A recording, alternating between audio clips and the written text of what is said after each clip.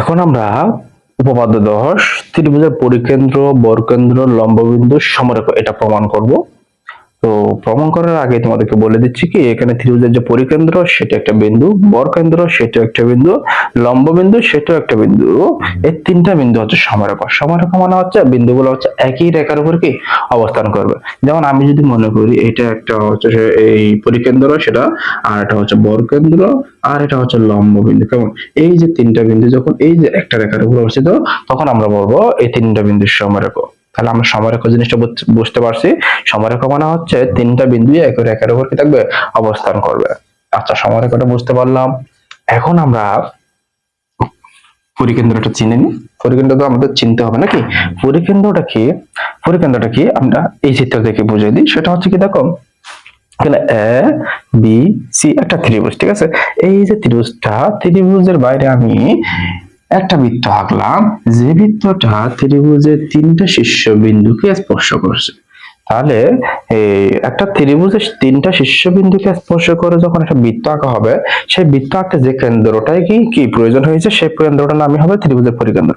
তাহলে দেখো আমি এই এস বিন্দুকে কেন্দ্র করে একটা বৃত্ত আঁকছি, যে বৃত্তটা এ বিন্দু, বি বিন্দু এবং সি বিন্দু, বি বিন্দু এবং সি বিন্দু তিনটাকে স্পর্শ করছে, ত্রিভুজের তিনটা শীর্ষবিন্দুকে স্পর্শ করছে। তাহলে ওই বৃত্তের কেন্দ্রটা হচ্ছে ত্রিভুজের পরিকেন্দ্র। সেটাকে আমি এখানে এস দ্বারা প্রকাশ করলাম। এটাই হচ্ছে কি ত্রিভুজের পরিকেন্দ্র, ঠিক আছে? আর হচ্ছে বর্গকেন্দ্র। আচ্ছা, বর্গকেন্দ্রটা আমরা তোমাদেরকে আলাদা একটা কি ত্রিভুজ থেকে দেখাচ্ছি। মনে করি আমি একটা ত্রিভুজ আঁকলাম, ঠিক আছে? এই যে ত্রিভুজ, এটার নাম দিলাম এ বি সি, এবিসি ত্রিভুজ। ওকে, এখন দেখো এই এবিসি ত্রিভুজ থেকে এই বিসি বাহুর মধ্যবিন্দুতে একটা চিহ্নিত করি, বিসি বাহুর মধ্যবিন্দু মনে করি এই জায়গায়। তাহলে এ থেকে একটি রেখা টেনে নিলাম, এটার নাম হবে এডি, ঠিক আছে? তাহলে যখন আমি শীর্ষবিন্দু থেকে তার বিপরীত বাহু বিসি এর মধ্যবিন্দুতে একটি রেখা টানলাম, তখন এটার নাম হচ্ছে মধ্যমা, এডি মধ্যমা। ওকে, একইভাবে আমি যদি এই যে বি বিন্দু থেকে তার বিপরীত রেখা হচ্ছে কি এসি, এসি এর মধ্যবিন্দু মনে করলাম এখানে, তাহলে আমি এটার নাম দিলাম কি বিই। এই যে বিই রেখাটা আনলাম, এটার নাম হচ্ছে বিই মধ্যমা, বিই মধ্যমা। একইভাবে আমি সি শীর্ষবিন্দু থেকে যদি তার বিপরীত বাহু এবি এর মধ্যবিন্দুতে একটি লম্ব টানি, লম্ব না একটি রেখা টানি, এটার নাম হবে সিএফ। তাহলে দেখো এইটা হচ্ছে সিএফ মধ্যমা। অর্থাৎ কোন একটা ত্রিভুজের শীর্ষবিন্দু থেকে যখন তার বিপরীত বাহুর মধ্যবিন্দুতে একটা রেখা টানবো সেটার নামই হচ্ছে মধ্যমা। তাহলে এই ত্রিভুজের তিনটে মধ্যমা আছে, এই তিনটি মধ্যমা পরস্পর একটা বিন্দুতে কি করছে, ছেদ করছে। এটাকে বলে বর্গকেন্দ্র। বর্গকেন্দ্রকে জি দ্বারা প্রকাশ করে। অর্থাৎ ত্রিভুজের তিনটি মধ্যমা যে বিন্দুতে গিয়ে কি হবে মিলিত হবে সেটা হচ্ছে বর্গকেন্দ্র।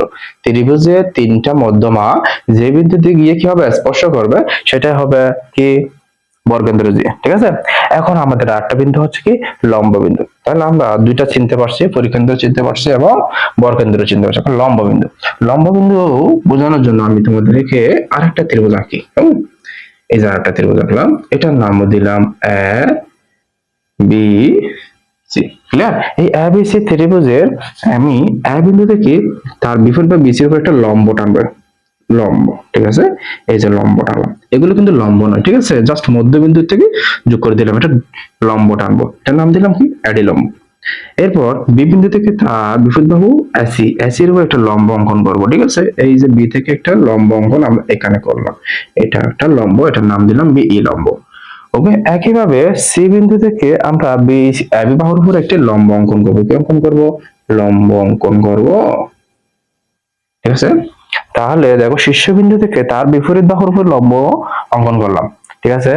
এই যে লম্ব অঙ্কন করার পর ত্রিভুজের তিনটা শীর্ষবিন্দু থেকে তার বিপরীত বাহুর উপর যখন আমরা লম্ব অঙ্কন করলাম, তিনটা লম্বই একটা পরস্পর একটা বিন্দুতে ছেদ করে, তিনটা লম্ব পরস্পর একটা বিন্দুতে কি করে ছেদ করে, এটাকে বলে লম্ব বিন্দু, যেটাকে আমরা ও দ্বারা প্রকাশ করছি, ঠিক আছে?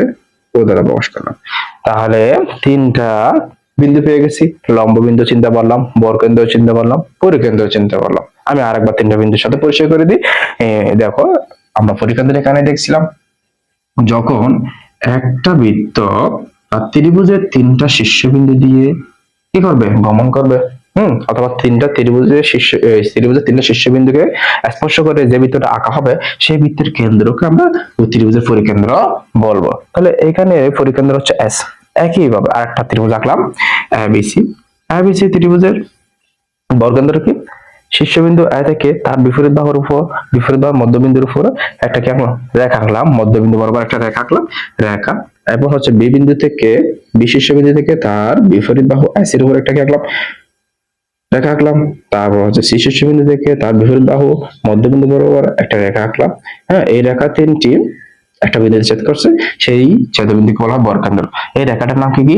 মধ্যমা মনে রাখবো। অর্থাৎ ত্রিভুজের তিনটা মধ্যমা যখন একটা বিন্দুতে ছেদ করে ওটাকে বলা হয় বর্গকেন্দ্র। আরটা হচ্ছে কি? লম্ববিন্দু। ত্রিভুজের তিনটা শীর্ষবিন্দু থেকে যখন আমরা তার বিপরীত বাহুর উপর লম্ব অঙ্কন করি, লম্বত্রয় বা লম্ব তিনটি যখন এই একটা বিন্দুতে ছেদ করে ওই ছেদবিন্দুকে আমরা বলি লম্ববিন্দু। এটাকে আমরা ও দ্বারা প্রকাশ করছি। এই তিনটা বিন্দুকে আমরা একসাথে একটা একটা ত্রিভুজের ভিতরে, একটা চিত্রের ভিতরে কি করলাম? দেখাইলাম। ঠিক আছে, এখানে আমি যেটা বর্গকেন্দ্রটা ওখানে কি দেখাই নাই তোমাদেরকে, ঠিক আছে, সেটা আমি একটু পরেই দেখাবো। ঠিক আছে, একটু পরে আমি তোমাকে দেখাচ্ছি, দেখাইনি কি জন্য সেটাও বলবো। এখন আসো, এই যে ত্রিভুজের পরিকেন্দ্র, বর্গকেন্দ্র, লম্ববিন্দু, সমরেখ, এটা দেখানোর জন্য আমাদেরকে একটা অবশ্যই চিত্র অঙ্কন করতে হবে। আমি চিত্রটা অঙ্কন করে ফেলছি, অঙ্কন করেছি, তোমাদেরকে দেখাইছি। এটা হচ্ছে কি বিন্দু? পরিকেন্দ্র। পরিকেন্দ্র কেন? এইখানে কেন্দ্র করে এই ত্রিভুজের তিনটে শীর্ষবিন্দু স্পর্শ করে বৃত্তটা আঁকা হয়েছে, তাই এটা পরিকেন্দ্র। আর একটা লম্ববিন্দু কেন? এটা লম্ববিন্দু কারণ হচ্ছে এই যে বি থেকে তার বিপরীত বাহু এস এর উপর একটা লম্ব অঙ্কন করা হয়েছে, এবং এই যে শীর্ষবিন্দু থেকে তার বিপরীত বাহু বিসি এর উপর একটা লম্ব অঙ্কন করা হয়েছে, তারা একটা বিন্দু ছেদ করছে। আরটা শীর্ষবিন্দু সি আছে, সি থেকে তুমি যদি একটা লম্ব অঙ্কন করো সেটা এই বিন্দু দিয়ে যাবে। ঠিক আছে, তাহলে শীর্ষবিন্দু তিনটি থেকে যখন লম্ব অঙ্কন করলো, লম্বত্রয় একটা বিন্দুতে ছেদ করছে, তাই এটা লম্ববিন্দু। এতটুকু পেয়ে গেছি আমরা। ঠিক আছে, আর বর্গকেন্দ্র পাবো কোথা থেকে? মধ্যমা থেকে। ঠিক আছে না? আচ্ছা, আমি এই যে বি সি এর মধ্যবিন্দুটা আমি চিহ্নিত করলাম, সেটা কি? এটা হচ্ছে মধ্যবিন্দু। এই মধ্যবিন্দু থেকে, মধ্যবিন্দুতে এ বিন্দু শীর্ষবিন্দু থেকে, শীর্ষবিন্দু থেকে এই বি সি এর মধ্যবিন্দু পি কি করলাম? যোগ করলাম। যোগ করার পর কি করাবো? যোগ করার পর এতটুকু রেখে দিছি। এরপর আমি এদিকে পাইছিলাম পরিকেন্দ্র, এদিকে পাইছি লম্ববিন্দু, এই দুটো বিন্দু যোগ করেছি। যোগ করে দেওয়ার পর এসও যখন যোগ করেছি, এসওটা অ্যাপি কে অথবা অ্যাপি এসও রেখাকে একটা বিন্দুতে ছেদ করছে। ঠিক আছে, এটাকে আমি মনে করলাম যে এই বর্গকেন্দ্র। এটাকে আমি কি মনে করলাম? বর্গকেন্দ্র জি। ঠিক আছে, আমি এখন এই এস জি ও সমরেখ সেটা প্রমাণ করব। ঠিক আছে, এখন এস জি ও সমরেখ প্রমাণ কখন হবে? দেখো তো, প্রমাণ করতে হবে যে এস জি ও সমরেখ। এখন এস জি ও সমরেখ হবে যদি জি ত্রিভুজের বর্গকেন্দ্র হয়। এটা তো আমি মধ্যমা তিনটা আঁকি নাই। ঠিক আছে, তিনটা আঁকলে তখন আমি বুঝতে পারতাম এখানে জি কোন জায়গায় হবে। আমি মধ্যমা জাস্ট একটা আঁকছি, একটা একাই বলেছি এটাই বর্গকেন্দ্র। যেটা এখানে মধ্যমাটা যেখানে এসওটাকে সেট করছে সেটাই কি? বর্গকেন্দ্র। সেজন্য বলতেছে যে কি এটাই বর্গকেন্দ্র বলেছি। তো এখন এটা বর্গকেন্দ্র কখন হবে? এটা বর্গকেন্দ্র তখন হবে যখন এই অ্যাপি মধ্যমা অ্যাপি মধ্যমাকে জি বিন্দুটা অ্যাপি মধ্যমাকে 2:1 অনুপাতে ভাগ করবে। এই যে অ্যাপি মধ্যমা জি, অ্যাপি মধ্যমাকে জি দুই ভাগে ভাগ হয়েছে, একটা এজি, একটা পিজি। এইটা অনুপাত 2, এটার ওখানে যদি 1 হয়, 2:1 অনুপাতে যদি অ্যাপি মধ্যমাকে জি কি করে? বিভক্ত করে, তাহলে জি বর্গকেন্দ্র হবে। জি বর্গকেন্দ্র হলে এস জি কি হবে? সমানরেখা হবে। কারণ তিনটাই তো একই রেখাতে আছে নাকি? কিছুক্ষণ আগে শিখাইছি না, এই সমানরেখা মানে হচ্ছে বিন্দু সবগুলো কি একসাথে থাকবে।